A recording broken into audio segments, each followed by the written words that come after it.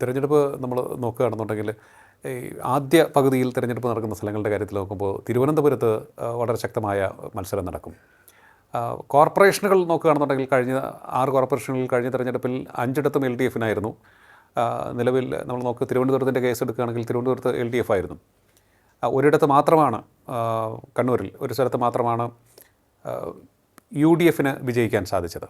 ബാക്കി 5ഇടത്തും LDF ആയിരുന്നു.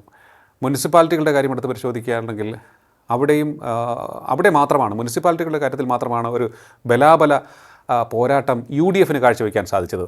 45-43 എന്നാണ് എനിക്ക് എൻ്റെ ഓർമ്മ പറയുന്നത്. അതുപോലെ തന്നെ 2ഇടത്ത് BJP-യും വിജയിച്ചു.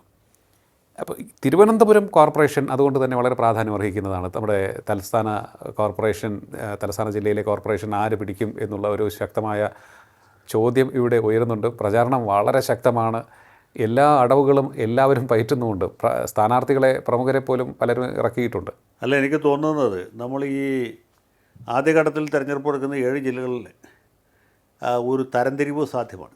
ഇപ്പോൾ ഹിന്ദു മെജോറിറ്റി ഉള്ള അഥവാ ഇടതുപക്ഷത്തിന് കൂടുതൽ മേൽക്കൈ കിട്ടാൻ സാധ്യതയുള്ള തിരുവനന്തപുരം.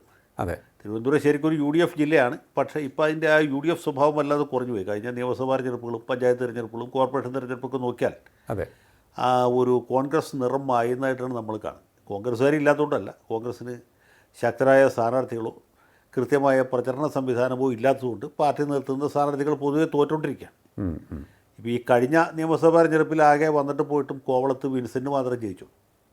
അതിന് മുമ്പത്തെ തവണ വിൻസെൻറ്റും ഉണ്ടായിരുന്നു, ശബരിനാഥനും ഉണ്ടായിരുന്നു.